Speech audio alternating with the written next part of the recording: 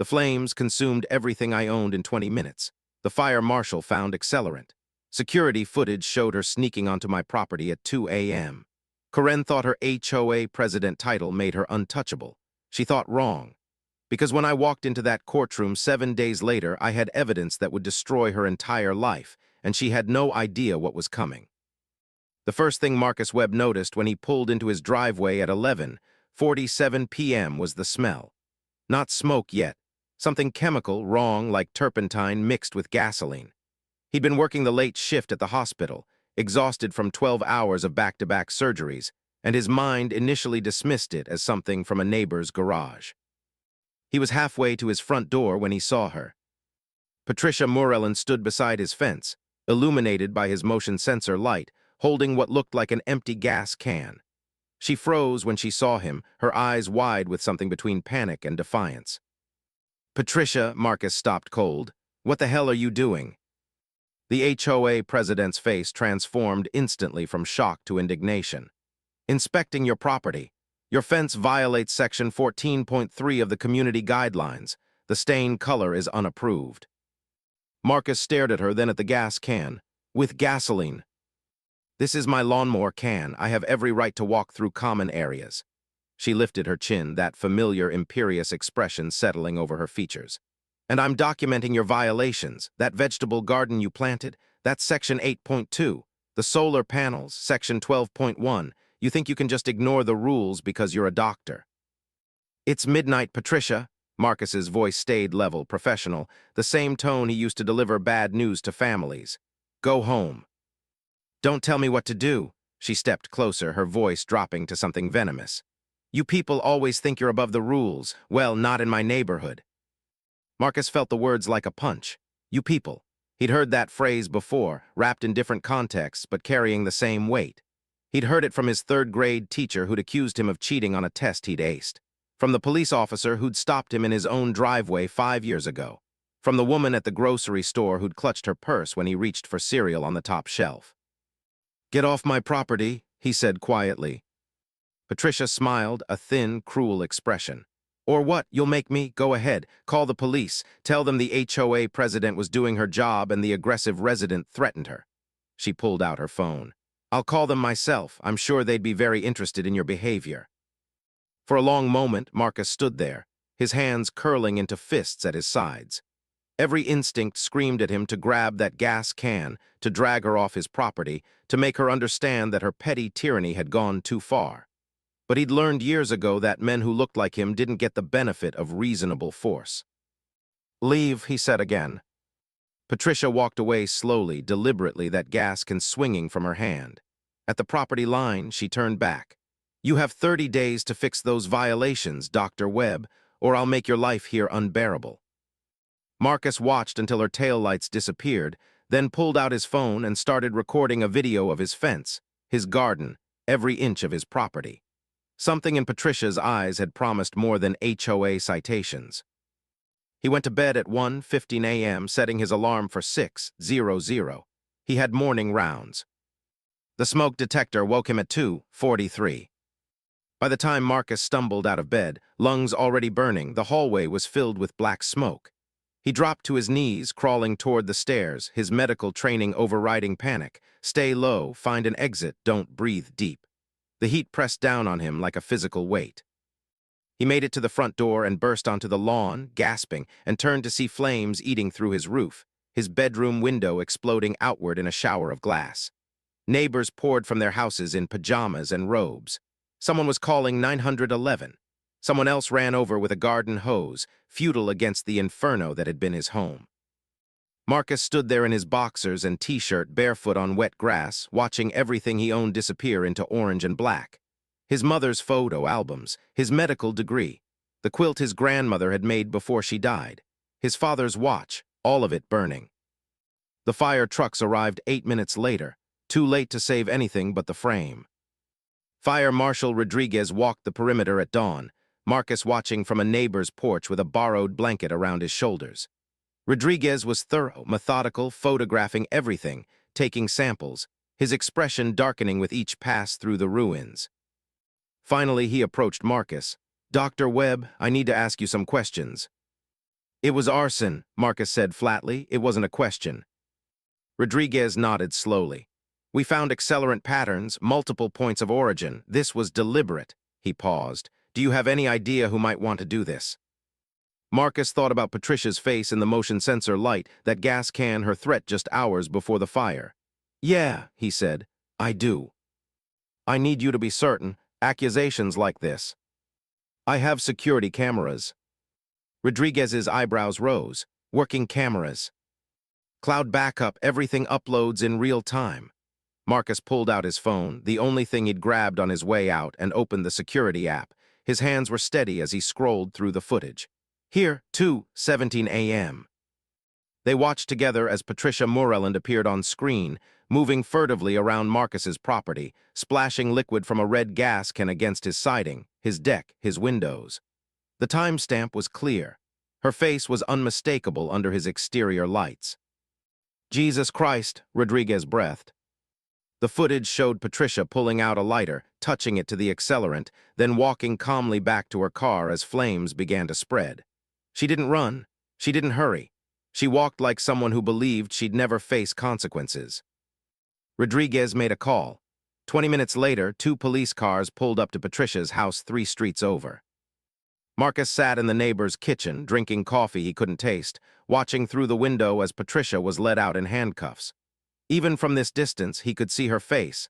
Not shock, not remorse, but fury. Pure, distilled rage that she'd been caught. She looked directly at him across the lawns and homes between them and mouthed something. He couldn't hear the words, but he read her lips clearly enough. You'll regret this. Detective Sarah Chen arrived an hour later to take Marcus's statement.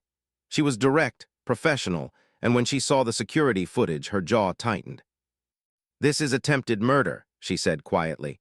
You were home, she knew you were home, she saw you hours before. This wasn't property destruction, this was attempted homicide.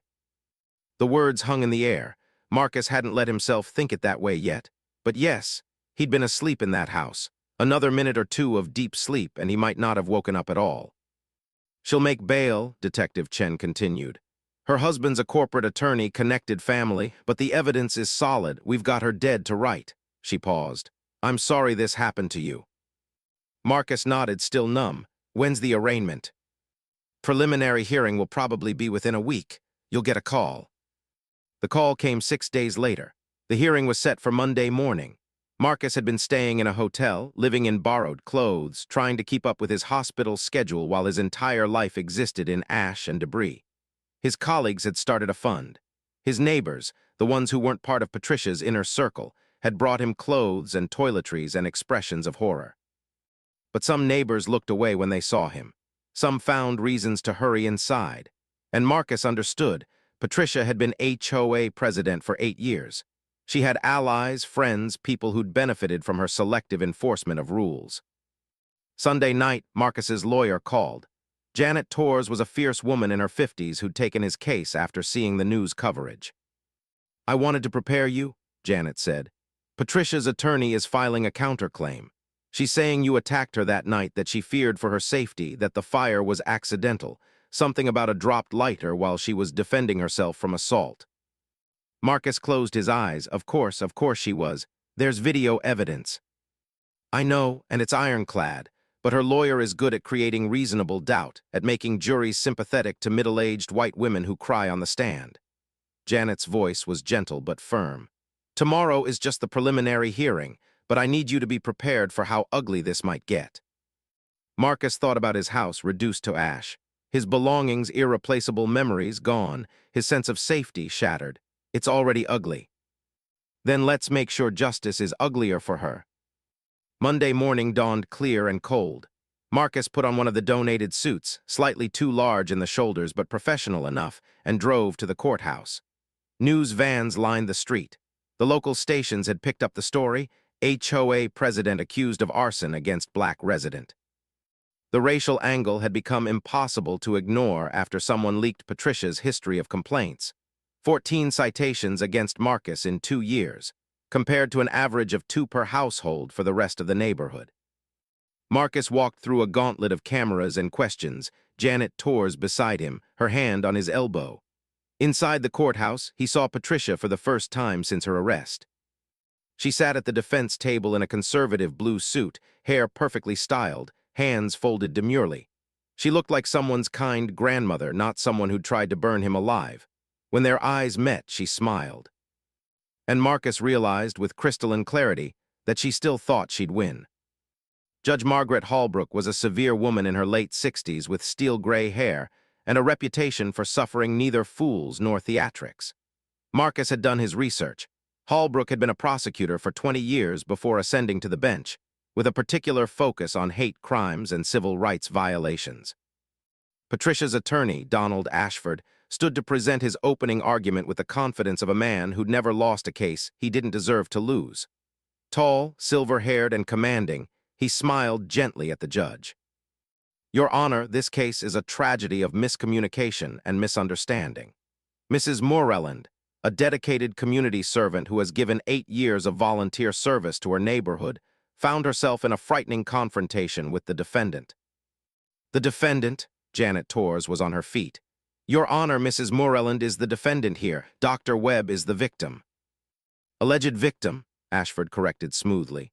"My client maintains that Dr. Webb became aggressive and threatening when she attempted to perform her duties as HOA president. She was carrying a gas can for her lawn equipment as she had been working in her yard earlier that evening. When Dr. Webb became hostile, she feared for her safety and attempted to leave. The subsequent fire, while tragic, was not caused by my client." Marcus felt Janet's hand on his arm, a silent warning to stay calm. Judge Holbrook looked unimpressed. "Mr. Ashford, I've reviewed the preliminary evidence. The fire marshal's report indicates multiple points of origin with accelerant patterns consistent with intentional arson. Are you claiming this was spontaneous combustion?" "We're claiming the evidence is circumstantial, and that my client's presence near the property hours before the fire does not constitute proof of arson." Ashford's voice remained smooth. "Mrs. Moreland is a respected member of this community. She has no criminal record, no history of violence, and no motive to harm Dr. Webb." "No motive?" Janet stood again. "Your Honor, may I present evidence of motive?" Holbrook nodded. "Proceed." Janet approached the bench with a thick folder. In the 24 months preceding the fire, Mrs. Moreland filed 14 citations against Dr. Webb for HOA violations. In the same period, she filed an average of 1.7 citations per household for the other 63 homes in the community. Dr. Webb received more citations than any 5 other households combined. She laid out a series of documents. Citation for a mailbox that was the wrong shade of black. Citation for a doormat that was non-compliant in size. Citation for parking his car in his own driveway for more than 72 continuous hours, despite this being his primary residence. Citation for having his garage door open while unloading groceries. Citation for a garden hose that was visible from the street. Marcus watched Patricia's face. Her expression remained serene, but her lawyer shifted uncomfortably. Janet continued. "Furthermore, we have testimony from 12 neighbors documenting Mrs. Moreland's escalating hostility toward Dr. Webb, including statements with racial overtones. Mrs. Moreland referred to Dr. Webb's friends as that crowd and complained about urban music from his home, despite multiple neighbors confirming they'd never heard loud music from his property. She circulated a petition attempting to prevent him from installing solar panels, claiming they would decrease property values and attract the wrong element." "Objection," Ashford's voice had lost some of its smoothness. "These allegations are hearsay and irrelevant to the charges. They establish a pattern of targeted harassment that escalated to attempted murder," Janet shot back. "And we have written documentation for every incident." Judge Holbrook studied the documents silently. When she looked up, her expression was cold. "Mr. Ashford, your client's presence on Dr. Webb's property at 2:17 a.m., carrying a gas can and splashing liquid on his home, is documented on security video. The fire began at 2:43 a.m. The fire marshal found accelerant matching the contents of a gas can recovered from Mrs. Moreland's garage. What exactly is your defense here?" Ashford straightened.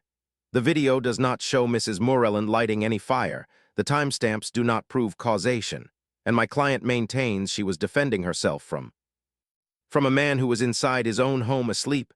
Holbrook's voice could have cut glass. "Try again." The courtroom was silent. Marcus could hear his own heartbeat. Ashford cleared his throat. Your Honor, we request bail be set at a reasonable amount. Mrs. Moreland is not a flight risk. She has deep ties to this community, no prior record, and... She attempted to burn a man alive in his own home, Holbrook interrupted. Bail is denied. Patricia's composure finally cracked. What, you can't, I have rights. Mrs. Moreland, you are charged with attempted first-degree murder, arson, and destruction of property. You will remain in custody pending trial. Holbrook's gavel came down. We'll reconvene in 30 days for a preliminary hearing to determine if this goes to trial. Given the video evidence and the fire marshal's report, I suspect it will. Dismissed. Patricia lunged to her feet, her face purple with rage. This is discrimination. You're letting him, you're treating me like a criminal because of what he is. The courtroom erupted. Bailiffs moved forward. Ashford grabbed Patricia's arm, trying to silence her, but she shook him off. You want to know the truth? Patricia's voice rose to a shriek. That man doesn't belong in our neighborhood. None of them do. We had a nice community before people like him started moving in, bringing down property values, bringing in there. Mrs. Moreland, you need to stop talking. Ashford's face had gone white. But Patricia was beyond stopping. Years of carefully coded language, of dog whistles and plausible deniability, erupted into something raw and ugly. I built that neighborhood. I kept it safe, kept it clean, kept out the element that ruins property values. And yes, I went to his house that night. Yes, I lit the fire, because someone had to do something before the whole neighborhood turned into. The bailiffs had her in handcuffs before she could finish. Ashford looked like he wanted to disappear into the floor. Judge Holbrook's expression was carved from stone. Let the record show the defendant just confessed to attempted murder in open court, Holbrook said quietly. Mrs. Moreland, you have just sealed your own fate. Remove her. Patricia was still screaming as they dragged her toward the holding cells, her carefully constructed mask of respectability shattered into pieces. You can't do this to me. I'm the victim here. I was protecting my neighborhood. The courtroom doors closed on her voice. Marcus sat frozen, unable to process what had just happened. He'd expected denials, legal maneuvering, maybe a plea deal. He'd never expected a full confession born of sheer entitlement and rage. Janet leaned over, her voice low. Well, that was unexpected. Marcus couldn't finish the sentence. She just confessed to attempted murder, yes. Janet's expression mixed satisfaction with something darker. And she did it because she genuinely believed she was in the right. That's the scariest part. Detective Chen approached as they filed out of the courtroom. Dr. Webb, I wanted to update you. With Mrs. Moreland's confession, we're expanding the investigation. We're looking into 3 other suspicious fires in the neighborhood over the past 6 years, all properties owned by minority residents. We think she might have been doing this for a while. Marcus felt sick. 3 others. We can't prove anything yet, but the patterns are similar. Small fires that accidentally started in garages or near property lines, enough to cause damage and drive people out, but not enough to trigger major investigations. Chen's jaw was tight. You might have stopped a serial arsonist. The news media descended as Marcus left the courthouse. Microphones thrust toward his face, cameras tracking his every expression. Janet fielded most of the questions with practiced expertise, but one reporter broke through the scrum. Dr. Webb, how does it feel to know you're safe now, that justice was served? Marcus stopped, considering the question. He thought about the hotel room where he'd been living, the borrowed clothes, the nightmares that woke him at 3 a.m., heart pounding, convinced he smelled smoke, the way he flinched at sudden noises now, the knowledge that his home, his sanctuary, was gone forever. I'm not safe, he said quietly. My house is ash, my belongings are gone, and Patricia Moreland is one person. But the attitude that led her to that gas can, that's still out there. In 1,000 HOA boards, in 1,000 neighborhood watch groups, in 1,000 people who see someone who looks like me and decide I don't belong. He looked directly at the camera. Patricia Moreland is going to prison, but the problem isn't solved, it's just exposed. The reporters fell silent. That night, Marcus's phone exploded with messages. Support from colleagues, hate mail from strangers, interview requests from national media, and one text that made him stop cold. It was from Richard Moreland, Patricia's husband. We need to talk, please. I had no idea what she was doing. Meet me tomorrow. Marcus stared at the message for a long time before responding. Where? The ruins of your house. Noon, I need you to see something. Marcus arrived at 11:45, parking across the street from the blackened skeleton that had been his home. The insurance company had already been out, documenting the damage. The claims adjuster had looked at the video evidence and fast-tracked his claim: full coverage, replacement value, temporary housing stipend. It was more than he'd expected. But it didn't bring back his grandmother's quilt. Richard Moreland pulled up exactly at noon. He was a thin man in his early 50s, with graying hair and exhausted eyes. He got out of his car slowly, like someone moving through water. "Dr. Webb," his voice was hoarse, "thank you for coming." "What do you want, Richard?" Richard walked toward the ruins, and Marcus followed reluctantly. They stood together at what had been the front door. "I didn't know," Richard said finally. "Not about the fire, not about any of it, I thought." He laughed bitterly. "I thought she was just overly invested in the HOA. I thought her complaints about you were annoying but harmless. I never imagined that she was a racist who tried to kill me." Marcus's voice was flat. "Yes," Richard's shoulders sagged. "I've been married to her for 27 years. I thought I knew her. But after her arrest, I started going through her things, her computer, her files, her phone." He pulled out a folder thick with documents. "I found these." Marcus took the folder.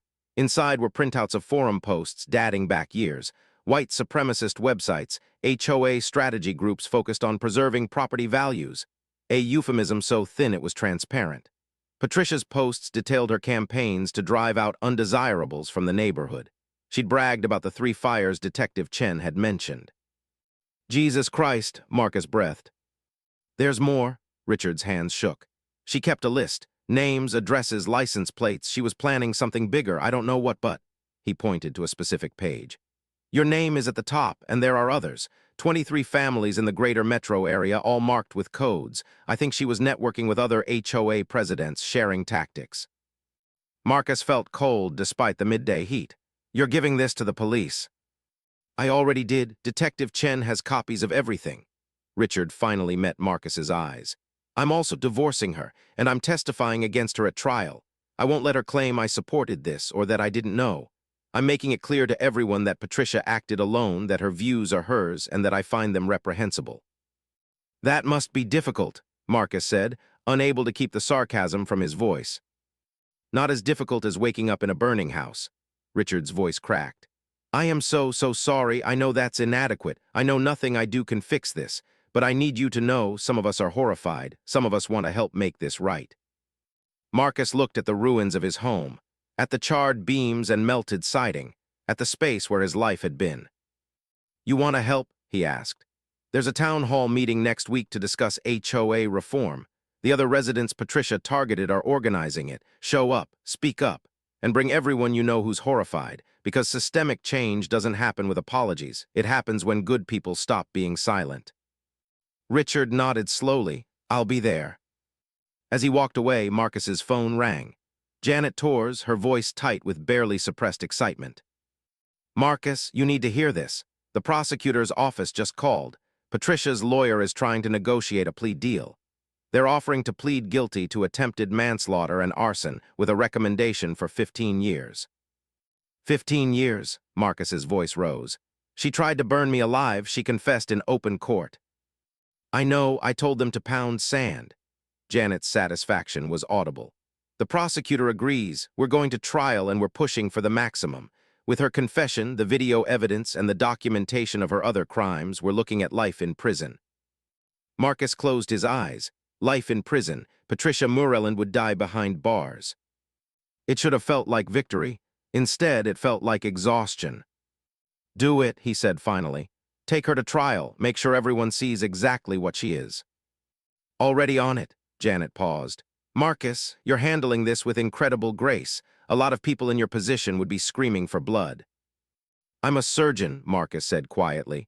"I cut people open and put them back together. I've seen what hate does to the human body, the human spirit. I don't want revenge. I want justice. And I want to make sure this doesn't happen to someone else." He hung up and stood alone in the ruins of his home, the autumn sun warm on his face. And for the first time since the fire, Marcus allowed himself to cry, not for what he'd lost, but for the exhaustion of always having to prove his right to exist peacefully in the world. The story of Patricia Moreland's courthouse confession went viral within 48 hours. The video, leaked by someone in the courtroom, showed everything: her rage, her racism, her complete breakdown of the careful facade she'd maintained for years. News outlets picked it up. Social media exploded. And suddenly, Marcus Webb's burned-out house became a symbol of something much larger. The Monday after the hearing, Marcus returned to work.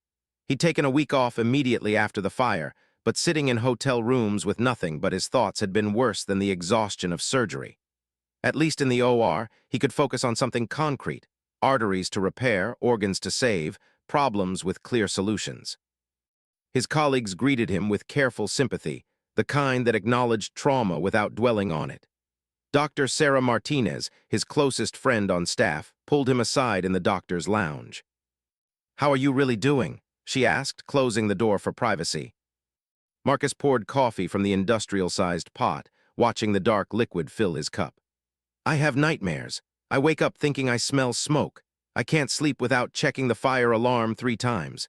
And I'm angry, not at Patricia specifically, but at the whole system that lets people like her accumulate power over their neighbors' lives." Sarah nodded. "You know the hospital has counseling services." "I know, I've made an appointment." He took a sip of coffee, grimacing at the burnt taste.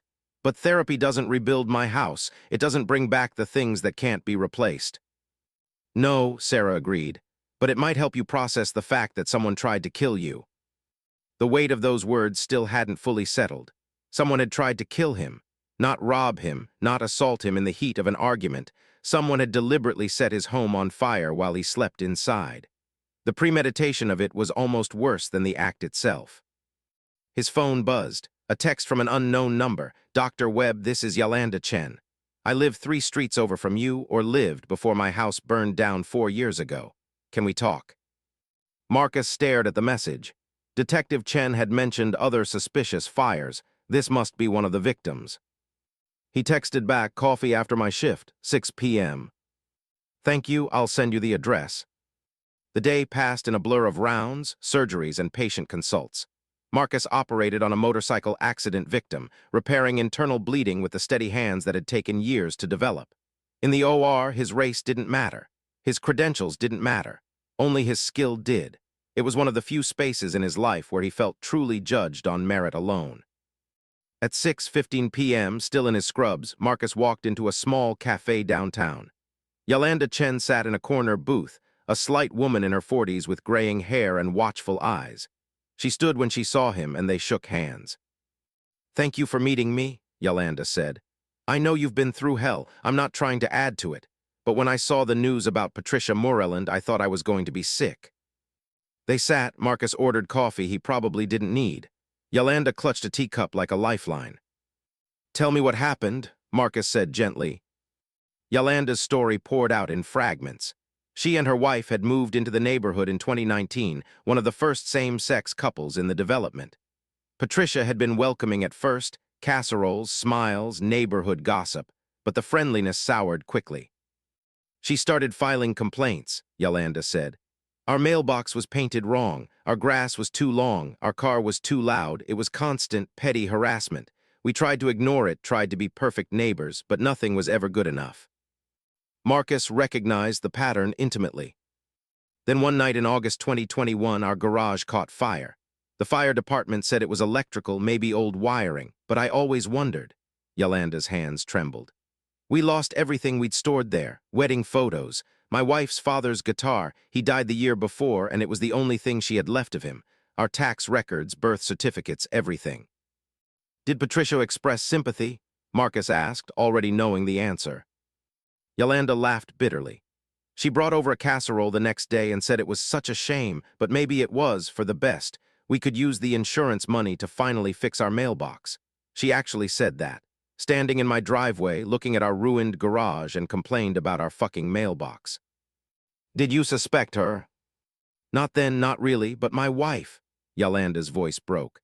"The stress of it all, the harassment, the fire, having to rebuild, she had a breakdown. Severe anxiety, depression. We moved out within 6 months. Sold the house at a loss just to get away from Patricia and her constant judgment." She pulled out her phone and showed Marcus a photo. A younger Yolanda stood with a beautiful woman with dark hair and a bright smile. their arms around each other in front of a house Marcus recognized. It was 4 streets from his own. "This was Jennifer," Yolanda said. "My wife, she died 2 years ago. The doctors said it was heart failure, but I think the stress contributed. She never recovered from losing her father's guitar. It broke something in her." Marcus felt a cold rage settle in his chest. Patricia hadn't just destroyed property, she'd helped destroy a life. "I saw your story on the news," Yolanda continued. "Saw that bitch confess in court, and I knew she'd done it to us too, so I called Detective Chen and told her everything. They're reopening the investigation into our fire." "Good," Marcus said fiercely. "What do you need from me?" "Witness testimony. When this goes to trial, I want to be there. I want the jury to see that you weren't her only victim. I want them to know she's been doing this for years." Yolanda's eyes glittered with unshed tears. "I want justice for Jennifer." "You'll have it," Marcus promised. "I'll make sure of it." They talked for another hour, comparing notes, sharing the awful intimacy of parallel trauma. When they finally parted, Yolanda hugged him tightly. "Thank you," she whispered. "Thank you for fighting back. Jennifer was too tired by the end. She just wanted peace, but maybe now she'll get justice instead." Marcus drove back to his hotel in silence, Yolanda's story weighing on him. How many others were there? How many people had Patricia driven out of the neighborhood? How many lives had she damaged in her quest to maintain some imaginary standard of purity? His phone rang as he pulled into the hotel parking lot. Janet Torres. "Marcus, we have a problem," she said without preamble. "Patricia's legal team is filing a motion for a competency evaluation. They're claiming she had a psychotic break in the courtroom, that she's not mentally fit to stand trial." "Are you fucking kidding me?" Marcus's voice rose. "She confessed. She detailed everything she did." "I know, and it's transparent bullshit, but Ashford is desperate. His client confessed to attempted murder on camera. He has no other moves." Janet's voice was steady. "Don't worry, the prosecution is fighting this hard. Holbrook is unlikely to buy it, but it might delay the trial." "How long? Could be months, could be a year. The system moves slowly, and Ashford will exploit every delay tactic available." Marcus closed his eyes. A year of living in limbo, waiting for closure, watching Patricia's lawyers play games with justice. "I can't do this for a year, Janet." "I know, but you can. You're stronger than you think." She paused. "And Marcus, the national media is requesting interviews. Major networks, cable news, print journalism. They want to talk about systemic racism in HOA governance, about targeted harassment, about the larger implications of your case." "I'm not interested in being a poster child," Marcus said flatly. "I understand, but think about it. Your story could change policy, could lead to HOA reform legislation, could protect other people from experiencing what you and Yolanda Chen went through." Janet's voice softened. "I'm not saying you have to, but you have a platform now, whether you wanted one or not. What you do with it is up to you." After hanging up, Marcus sat in his car in the hotel parking lot, watching people come and go. Normal people, living normal lives, unburdened by fires and hate and the slow grind of justice. His phone buzzed again. This time it was a number he recognized, his mother calling from Florida where she'd retired 3 years ago. "Baby, I just saw the news," she said immediately, her voice thick with tears. "Why didn't you call me? Why didn't you tell me what happened?" "I didn't want to worry you, Mom." "Worry me? Someone tried to kill my son and you didn't think I'd want to know." She was crying now. "I'm booking a flight. I'll be there tomorrow." "Mom, you don't have to." "Marcus Eugene Webb, don't you dare tell me what I do and don't have to do. My baby's house burned down. I'm coming." And despite everything, despite the trauma and anger and exhaustion, Marcus smiled. Because some things never changed. His mother would always be his mother, fierce and protective and completely unwilling to take no for an answer. "Okay, Mom, I'll pick you up at the airport." "Good, and Marcus, I'm proud of you, for standing up, for fighting back, for not letting that woman break you. Your father would be proud too." Marcus's throat tightened. His father had died when Marcus was in medical school, a heart attack, sudden and devastating. He'd been a postal worker, a quiet man who taught Marcus that dignity wasn't something you asked for, it was something you claimed by living your life with integrity. "Thanks, Mom." That night, Marcus couldn't sleep. He lay in the too-soft hotel bed, staring at the ceiling, and made a decision. Janet was right. He had a platform now. He hadn't asked for it, but he had it. and he could use it to make sure Patricia's reign of terror became a case study in what not to allow. He drafted an email to Janet, set up the media interviews, "I'm ready to talk." The response came within 5 minutes, "That's my client, we'll start next week." The town hall meeting on HOA reform was held the following Thursday in the community center, the same building where Patricia had presided over countless HOA meetings like a tyrant on a throne. The irony wasn't lost on Marcus. He arrived early to find the parking lot already full, news vans lining the street. Inside, every seat was taken with people standing along the walls. He recognized some faces, neighbors he'd waved to in passing, people who'd brought him casseroles after the fire. But there were also strangers, activists, lawyers, policy wonks who'd come because they saw this as an opportunity for real change. Yolanda Chen sat in the front row, flanked by 2 other people Marcus didn't know. She waved when she saw him, and he joined them. "This is Robert Tanaka and his husband Michael," Yolanda introduced them. "Their house burned down in 2018. Marcus shook their hands, feeling sick. How many more were there? The meeting began with a local councilwoman, Diane Morrison, calling for order. She was a no-nonsense black woman in her 60s who'd made housing discrimination her signature issue. "We're here tonight because what happened to Dr. Marcus Webb could have happened to any of us," Morrison began. "We're here because HOA governance, left unchecked, can become a weapon of discrimination and harassment. And we're here to discuss concrete policy changes that will prevent this from ever happening again." She outlined proposals: mandatory training on fair housing laws for HOA board members, oversight committees with rotating membership, clear appeals processes for residents who felt targeted, and criminal penalties for abuse of HOA authority. Then Morrison opened the floor to public comment. Richard Moreland stood first. "My name is Richard Moreland. I was married to Patricia Moreland for 27 years, and I'm here to say unequivocally that what she did was unconscionable. I should have seen the signs. I should have questioned her obsessive focus on certain residents. I didn't, and that failure makes me complicit." He laid out everything he'd found: Patricia's online activities, her coordination with other HOA presidents, her systematic targeting of minority residents. The room was silent except for his voice. "I'm donating the full proceeds from the sale of our home to a fund for Patricia's victims," Richard concluded. "And I'm committing to work for HOA reform legislation for as long as it takes. This is my penance." One by one, others stood. Neighbors who'd witnessed Patricia's harassment but remained silent. Former HOA board members who'd resigned rather than participate in her schemes. And finally, a succession of victims, people who'd been driven from the neighborhood by a campaign of citations, harassment, and in 3 cases, suspicious fires. When Marcus stood to speak, the room erupted in applause. He waited for silence, his heart pounding. "I'm a surgeon," he began. "I spent years in medical school learning about the body, about how systems work together or break down.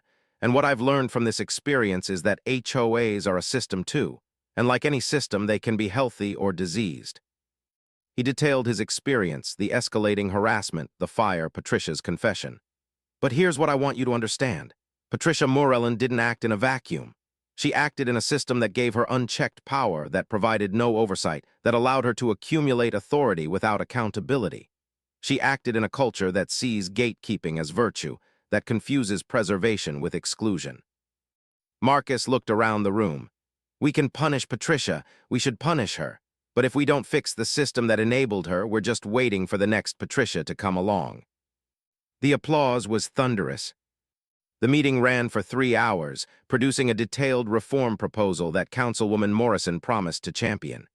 As people filtered out, Marcus was stopped repeatedly. Handshakes, hugs, promises of support. An elderly white couple approached him last. The woman had tears streaming down her face. "Dr. Webb, I'm Margaret Hollister. I was on the HOA board under Patricia." Her voice shook. "I should have stopped her. I saw what she was doing and I told myself it wasn't my place to interfere, that she knew best. But I was wrong. I was a coward, and I'm so sorry."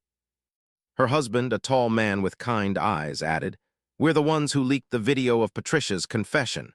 We were in the courtroom that day, and we couldn't let her get away with claiming it was taken out of context or edited. We wanted the world to see exactly what she said, exactly what she is." Marcus felt something unlock in his chest. "Thank you," he said simply. "Thank you for finding your courage." As he drove back to the hotel that night, Marcus felt something he hadn't felt since before the fire. Hope. Not naive hope that everything would be fixed easily, but realistic hope that change was possible, that people could grow, that systems could be reformed. His phone rang. Detective Chen. "Dr. Webb, I have news. We've reopened 4 fire investigations based on the evidence Richard Moreland provided. We're building a case that Patricia Moreland is responsible for a series of hate crimes spanning 6 years. The prosecutor is adding multiple charges." "How many?" Marcus asked. 3 counts of arson, 3 counts of destruction of property with intent to intimidate, multiple civil rights violations. If convicted on all counts, she's looking at multiple life sentences. Marcus pulled into the hotel parking lot and sat in the darkness, processing the information.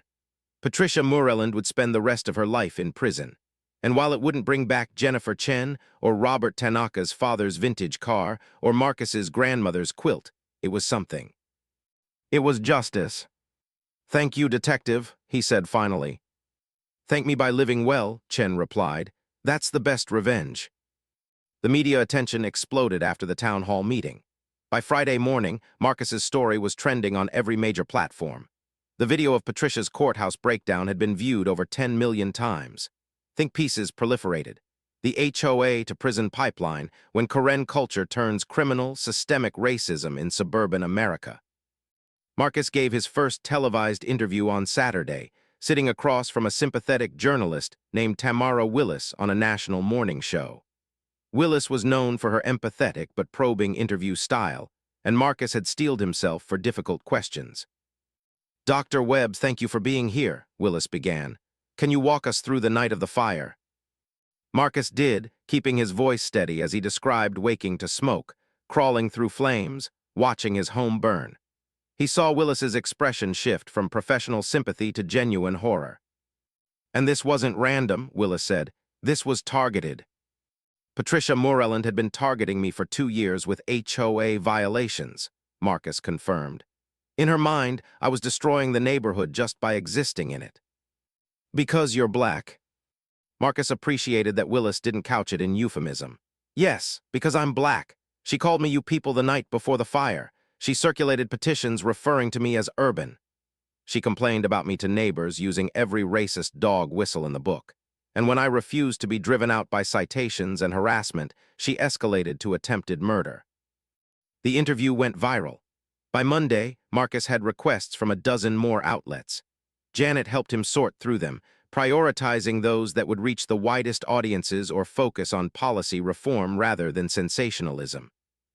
But not all the attention was positive.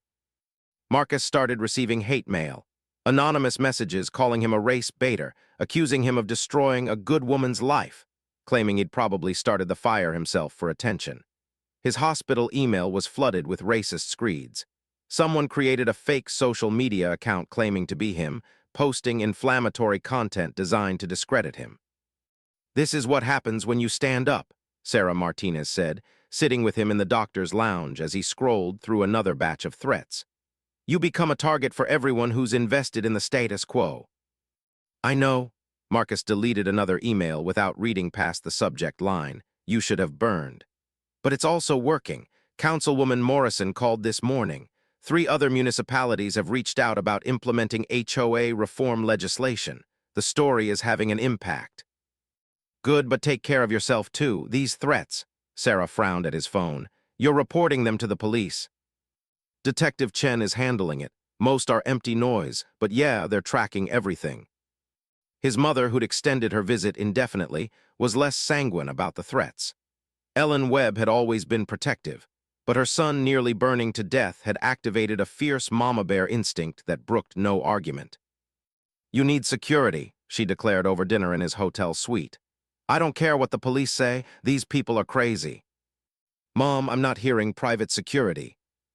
"Then you're moving in with me in Florida until this dies down." "I have a job here, a career. I'm not running away." Ellen's expression softened. "Baby, nobody would think you're running away. You fought hard enough. You've done enough." "Have I?" Marcus pushed his food around his plate. "Patricia is going to prison. That's justice for me. But what about the systemic issues? What about the next HOA president who decides a particular family doesn't fit their vision? What about all the people who are harassed daily but don't have security cameras to prove it? You can't save everyone, Ellen said gently. Maybe not, but I can use my platform while I have it. Marcus looked at his mother.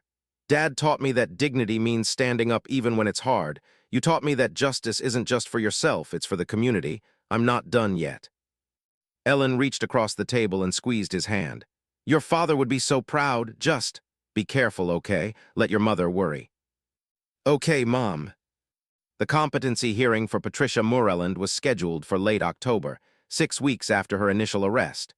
Marcus attended with Janet Torres, sitting in a courtroom packed with media, victims, and curious onlookers. Patricia looked different. The polished HOA president was gone, replaced by a woman who'd aged 10 years in 6 weeks. Her hair was streaked with gray, her eyes hollow. She sat beside her attorney, expressionless. The prosecution called a forensic psychiatrist who'd evaluated Patricia. Dr. Samuel Aronson was a respected expert in criminal psychology, his credentials impeccable. In my professional opinion, Dr. Aronson testified, Mrs. Moreland is competent to stand trial. She understands the charges against her, can assist in her own defense, and demonstrates no evidence of psychosis or other severe mental illness that would impair her ability to participate in legal proceedings. But she had a breakdown in court, Ashford protested during cross-examination. She made statements that were clearly irrational. She made statements that revealed her true beliefs, Dr. Aronson corrected. Racism and hatred are not mental illnesses, Mr. Ashford. They're moral failings. Mrs. Moreland's outburst demonstrated that she's been concealing her real motivations behind coded language for years. When confronted with consequences, that mask slipped. But that's not incompetence. That's honesty. The courtroom stirred. Ashford looked like he wanted to object but couldn't find grounds. Judge Holbrook called a recess to review the evaluation. When she returned, her decision was swift. I find that Mrs. Moreland is competent to stand trial. Her outburst in my courtroom was reprehensible but not evidence of mental illness. We will proceed with trial proceedings. She fixed Ashford with a stern look. And Mr. Ashford, if you attempt any more transparent delay tactics, I will hold you in contempt. This case will be heard. Understood. Yes, Your Honor. Patricia's trial was set for January, 3 months away. Marcus left the courthouse feeling drained but relieved. No more delays, no more legal maneuvering, just justice. As he walked to his car, a woman approached, mid-30s, professional suit, nervous expression. Dr. Webb, my name is Amanda Price. I'm a reporter with ProPublica. Could I have a moment? Marcus hesitated. He'd done enough media, but something in Amanda's expression made him pause. What do you want? I've been investigating HOA governance for the past year, Amanda said quickly. Your case caught my attention because it's so extreme, but I think it's symptomatic of a much larger problem. HOA-governed communities now house 73 million Americans. That's more than 1 in 5 people living under a private governance system with minimal oversight. And the abuse isn't rare, it's endemic. Marcus leaned against his car. Go on. I've documented hundreds of cases of HOA overreach, foreclosure for minor violations, fines that accumulate to tens of thousands of dollars, selective enforcement that targets minorities, elderly residents, and people with disabilities. Amanda pulled out her tablet, showing him graphs and data. The industry is largely unregulated. HOA board members receive no training in fair housing laws. There's no standardized appeals process. And in many states, HOAs have more power to seize property than the government does. What do you need from me? An interview in depth, not about the fire specifically, but about the broader context. You're a sympathetic figure, Dr. Webb. You're educated, successful, respectable, and you were still targeted because of your race. That resonates with people. It makes them realize this could happen to anyone. Marcus studied her. Amanda Price looked earnest, committed to the story rather than the sensationalism. Whenever you're ready. I know you've been doing a lot of media, but I think this piece could actually change policy. Send me your previous work. I'll review it and get back to you. Amanda handed him a card with obvious relief. Thank you. I promise I'll do this justice. That night, Marcus read through Amanda Price's portfolio. Her journalism was meticulous, well-researched, and focused on systemic issues rather than individual stories. She'd exposed corruption in police departments, wage theft in corporations, and discriminatory practices in housing. He called Janet Tours. "There's a ProPublica reporter who wants to do an in-depth feature. Thoughts?" "ProPublica is gold standard," Janet said immediately. "They have Pulitzer-winning investigative teams. If they're interested in the HOA angle, that could lead to real legislative pressure." "That's what I thought," Marcus paused. "Janet, how are you holding up? You've been working on this case nonstop." "I'm good. This is the kind of case lawyers dream about: clear evidence, sympathetic client, opportunity for real impact." Her voice softened.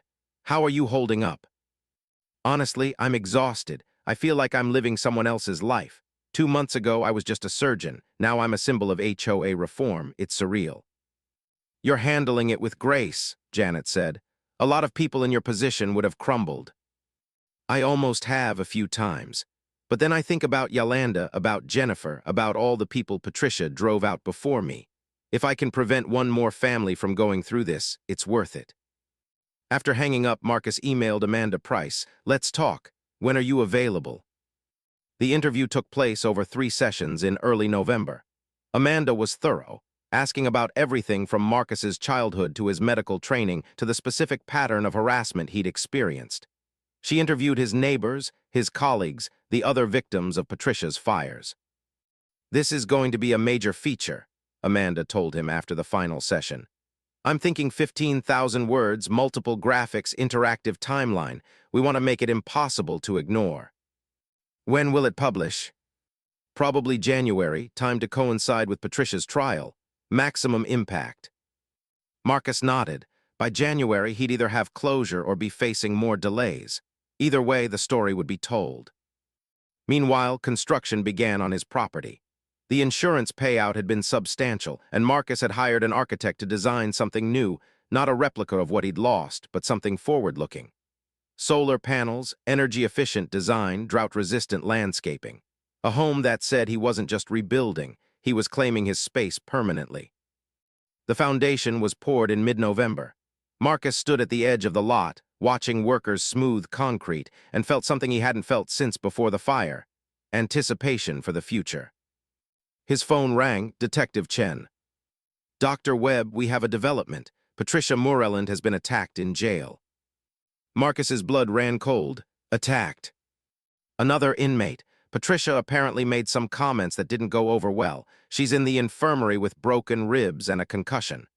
Chen's voice was carefully neutral. "She's claiming it's your fault, that you've made her a target by doing media interviews." "That's bullshit." "I know, but her lawyers are going to use this. They'll argue she can't get a fair trial because of the media attention, that she's being subjected to cruel and unusual punishment before conviction." Marcus felt a headache building behind his eyes. Can they actually delay the trial over this? "They'll try. Judge Holbrook will shut it down, but it'll take time." Chen paused. "I wanted you to hear it from me before the media circus starts." She was right about the circus. Within hours, every outlet was running the story. HOA arsonist attacked in jail. Is media attention to blame? Opinion pieces proliferated, some sympathetic to Patricia, others dismissive of her injuries. Marcus's hate mail tripled. Accusations that he'd orchestrated the attack, that he was persecuting a mentally ill woman, that he should drop the charges and let Patricia get help. He posted a statement on social media. "I condemn all violence, including violence against Patricia Moreland. But let's be clear, I'm not responsible for the consequences of her own racism and criminal actions. I did not attack her. I did not ask anyone to attack her. I simply told the truth about what she did to me and others. If that truth makes her unpopular, that's a reflection of her choices, not mine." The statement went viral, with most comments supportive. But the ugliness continued, people crawling out of the internet's dark corners to defend Patricia, to claim she was the real victim. "Welcome to the discourse," Sarah Martinez said dryly, reading the comments over Marcus's shoulder in the doctor's lounge. "Where the attempted murderer becomes the martyr and the guy who almost burned to death is the villain." "I'm so tired," Marcus admitted. "I just want this to be over." It will be. January isn't that far away. But before January, Marcus received an unexpected call from Patricia Moreland herself. He almost didn't answer. The number came up as jail call on his caller ID, and his first instinct was to decline, but curiosity won. Dr. Webb, Patricia's voice was hoarse, weakened. I need to talk to you. I have nothing to say to you. Please, just listen. She coughed, a wet sound that spoke of broken ribs and fluid. I'm not asking for forgiveness. I know I don't deserve it, but I need you to understand why. I understand why, Marcus said coldly. You're a racist who couldn't stand having black neighbors. It's more than that, Patricia's voice cracked. My father, when I was growing up, our neighborhood changed. That's what he called it, the neighborhood changed. Black families moved in, property values dropped, crime went up. My father lost his job, couldn't sell our house for what it was worth. We lost everything. So you blamed black people, Marcus said flatly. Yes, I did. I spent my whole life believing that diversity meant decline, that keeping people like you out was protecting my home, my investment, my way of life. Patricia started crying. And now I've lost everything anyway. My husband left me. My children won't speak to me. I'm going to die in prison. And for what? Because I was too stupid and hateful to see that you weren't destroying the neighborhood. You were just living in it. Marcus was silent. I set your house on fire, Patricia continued. I tried to kill you, and I did it because I couldn't stand seeing you happy and successful in a space I thought belonged to people like me. I'm a monster, I know that now. And I'm sorry. I know sorry doesn't mean anything, but I'm so sorry. Why are you telling me this? Marcus asked. Because I'm pleading guilty. I'm telling my lawyers to accept whatever deal the prosecutors offer. I don't want a trial. I don't want to put you through that. I just want to accept responsibility for what I did and fade away. Marcus felt something shift. Not forgiveness. He wasn't capable of that yet, might never be, but something like completion. Okay, he said finally. Okay. If you're pleading guilty, then do it. Take responsibility, serve your time, and maybe you'll come out the other end a better person. But Patricia, stay away from me. Don't contact me again. Don't try to make amends. Just live with what you did. He hung up before she could respond. The guilty plea came through 3 days later. Patricia Moreland accepted responsibility for attempted murder, arson, multiple civil rights violations, and 3 additional counts of arson in the other fires. The sentencing hearing was scheduled for late December. Marcus felt numb when Janet called with the news. After months of anticipation of preparing for trial, it was just over. How do you feel? Janet asked gently. Empty, Marcus admitted. I thought I'd feel vindicated or triumphant or something, but I just feel empty. That's normal. You've been running on adrenaline for months. Now that the crisis is resolved, you're crashing. Janet's voice was warm. Take care of yourself, Marcus. Get some rest. The sentencing hearing will bring closure. But closure felt distant as Marcus stood in the hotel room that had been his home for 3 months, looking at the life he'd cobbled together from borrowed items and insurance payouts. His actual home wouldn't be ready until spring. He had 4 more months of living in limbo. His phone buzzed. Amanda Price, the piece is done. Pub date is December 15 ahead of sentencing. Want to read it before it goes live. Marcus spent that evening reading the ProPublica feature on his laptop. Amanda had woven his story into a comprehensive investigation of HOA abuse across America, the foreclosures, the discrimination, the lack of oversight, the concentration of unchecked power. It was devastating, it was thorough, it was going to change things. He sent Amanda a single text, "This is perfect, publish it." The ProPublica piece dropped on December 15 like a bomb. Within hours, it was the most shared story on social media. By the next morning, 3 congressional representatives had announced plans to introduce federal HOA oversight legislation.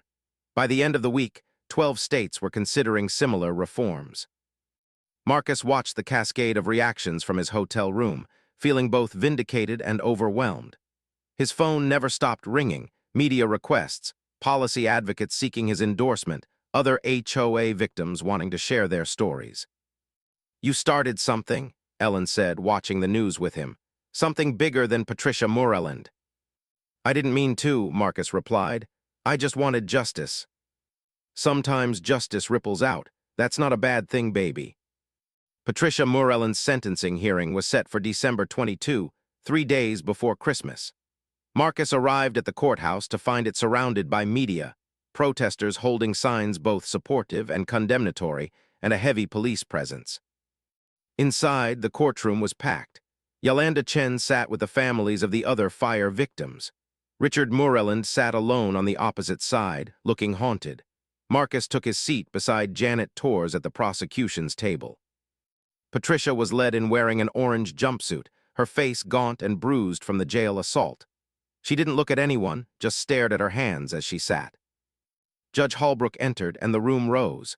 When they sat again, the judge surveyed the assembly with stern eyes. This is a sentencing hearing for Patricia Moreland, who has pleaded guilty to attempted first-degree murder, arson, and multiple civil rights violations. Before I deliver sentence, I will hear victim impact statements. Marcus went first. He stood at the lectern, notes in hand, and looked directly at Patricia. She finally raised her eyes, meeting his gaze with something that might have been remorse. On the night of September 10, Patricia Moreland tried to kill me, Marcus began. His voice was steady. She set my home on fire while I slept inside, then walked away without calling for help. If my smoke detector had failed, if I'd taken sleeping pills that night, if any of a dozen small factors had been different, I would have died. He detailed what he'd lost, not just possessions, but his sense of safety, his trust in his community, his ability to sleep without nightmares. But the worst part, Marcus continued, isn't what Patricia did to me specifically. It's that she did it because she saw me as less than human. She saw my skin color and decided I didn't deserve to live peacefully in a neighborhood I'd legally purchased a home in. She appointed herself judge, jury, and executioner of who belonged and who didn't.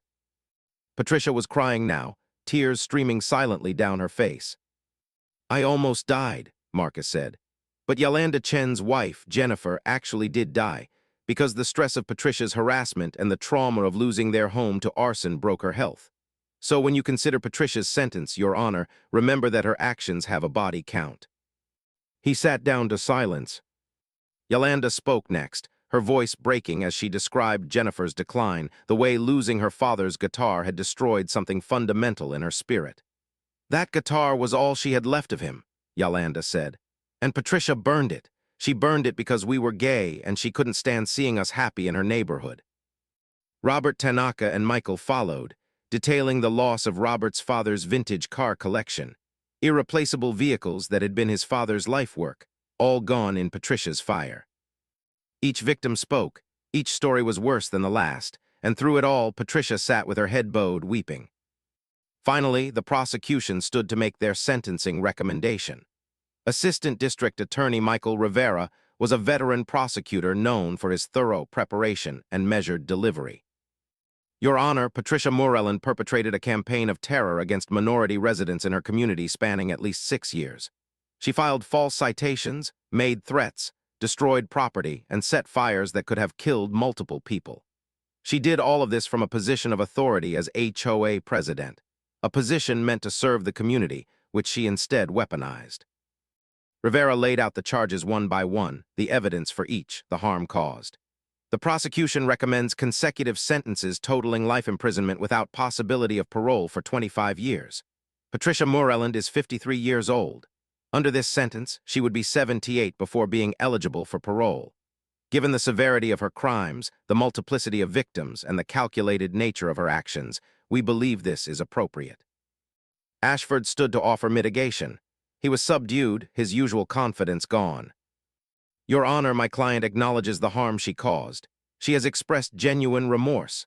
She has pleaded guilty rather than put her victims through a trial. She asks the court for mercy, not forgiveness but mercy, perhaps concurrent rather than consecutive sentences, perhaps parole eligibility after 15 years instead of 25. Judge Holbrook listened without expression. When Ashford sat, she looked at Patricia. Mrs. Moreland, do you wish to address the court? Patricia stood slowly, leaning on the table for support. Her voice when she spoke was barely audible. I have no excuse for what I did. I can't blame my upbringing or my prejudices or my fear of change. I made choices, terrible, evil choices, and people were hurt because of them. She looked at Yolanda, at Marcus, at the other victims. I destroyed lives. I almost took lives, and I did it because I was too small and hateful to see you as human beings deserving of dignity and peace. She wiped her eyes with shaking hands.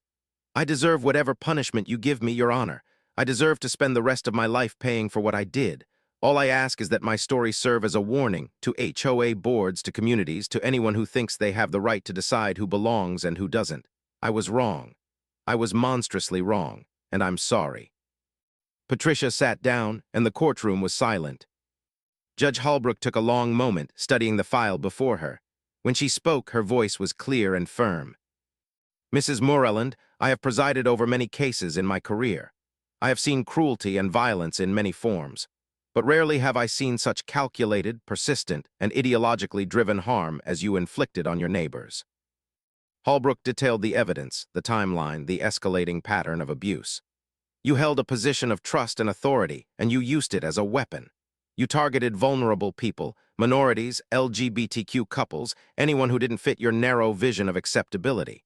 And when they refused to be driven out by citations and harassment, you escalated to arson and attempted murder." The judge's expression was stone. "Your apology, while perhaps sincere, cannot undo the harm you caused. Jennifer Chen is dead. Dr. Webb's home and irreplaceable possessions are gone. Multiple families were traumatized and displaced. You created an atmosphere of fear in a community where people should have felt safe." Patricia was openly sobbing now. "I sentence you to 25 years for attempted first-degree murder of Dr. Marcus Webb, 20 years for arson of Dr. Webb's home, 15 years each for the 3 additional counts of arson, and 10 years for civil rights violations. These sentences will run consecutively for a total of 100 years in prison." The courtroom gasped. 100 years, Patricia would die in prison. "Furthermore," Holbrook continued, "you are ordered to pay full restitution to all victims, the cost of rebuilding homes, replacing possessions to the extent possible, and compensation for emotional distress. You will forfeit all assets, including your home and savings, to satisfy these obligations." Holbrook's gaze could have cut glass. "Mrs. Moreland, you weaponized homeownership against those you deemed unworthy of it. You turned a neighborhood into a battleground. You literally played with fire and lives. A century in prison is lenient considering the lives you destroyed." Her gavel came down. "This court is adjourned." Patricia collapsed as bailiffs moved to escort her out. Ashford helped her to her feet, and she was led away, still crying, while the courtroom erupted in conversation. Marcus sat motionless, processing. 100 years, life plus 75, essentially. Patricia Moreland would never breathe free air again. Yolanda hugged him from behind, also crying. "Thank you," she whispered. "Thank you for not letting her get away with it." Outside, the media descended. Marcus made a brief statement, reading from notes Janet had prepared.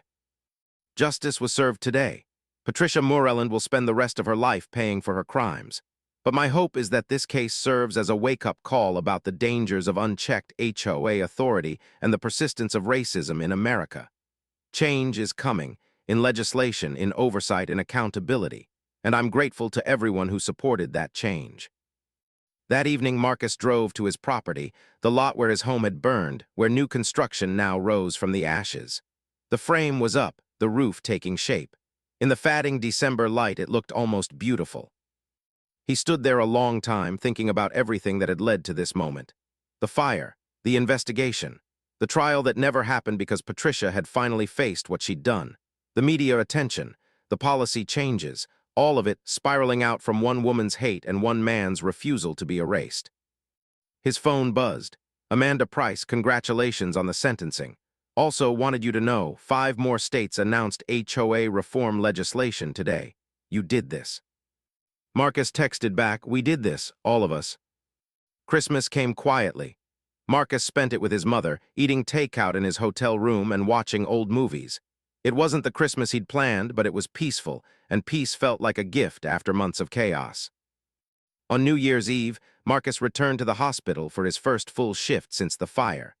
Walking through those familiar halls, putting on scrubs, reviewing charts, it felt like coming home in a way the hotel never had. Dr. Sarah Martinez found him in the surgical prep area. "Welcome back, we've missed you." "It's good to be back," Marcus smiled and realized it was genuine. "I'd almost forgotten what normal feels like." "Think you'll ever get back to normal?" Marcus considered the question. Normal meant before the fire, before Patricia, before his life became a symbol of something larger. "No," he said finally, "but maybe that's okay. Maybe I can find a new normal that includes advocacy and surgery both. Sarah hugged him. That's very evolved of you. The surgery that day was routine, an appendectomy, straightforward and successful. As Marcus closed the incision with practiced hands, he felt something settle in his chest. This was who he was first and always, a surgeon, someone who fixed things that were broken. He'd fixed something in the world, too. Not perfectly, not completely, but enough to matter. In March, Marcus moved into his new home. It was beautiful, modern, efficient, with large windows that flooded the space with light. Solar panels gleamed on the roof. Native plants filled drought-resistant gardens. And in the front window, clearly visible from the street, Marcus hung a simple sign, "All are welcome here." The neighbors, new HOA board in place, reformed guidelines implemented, threw him a housewarming party. Margaret Hollister, who'd leaked Patricia's confession, brought her famous potato salad. Richard Moreland, looking healthier than Marcus had ever seen him, brought tools and offered to help with any remaining projects. "I bought a condo across town," Richard said as they stood on the back deck Marcus had designed himself. "Needed a fresh start, but I wanted to say, this house is beautiful. You took something terrible and made something good from it." "We all did," Marcus replied. "The HOA reforms, the oversight committees, the mandatory training, none of that would have happened without all of us pushing for change." "Still, you led the charge," Richard extended his hand. "Thank you for not giving up." They shook hands, and Marcus felt another piece of closure click into place. That evening, alone in his new home, Marcus stood in his living room and simply breathed. The air smelled clean, free of smoke. The walls were his chosen color. The furniture was new but comfortable, and for the first time in 7 months he felt safe. His phone chimed. A notification from the ProPublica app, a follow-up piece by Amanda Price, 6 months after the Moreland case. How one woman's hate crimes sparked national HOA reform.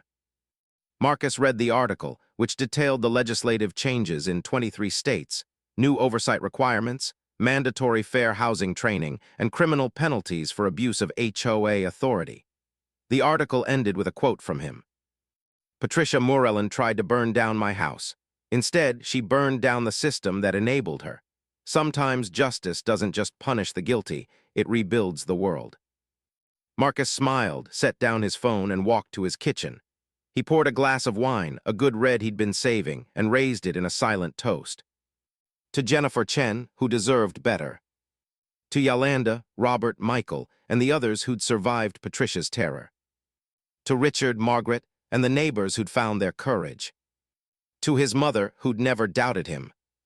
To everyone who'd fought for justice and change.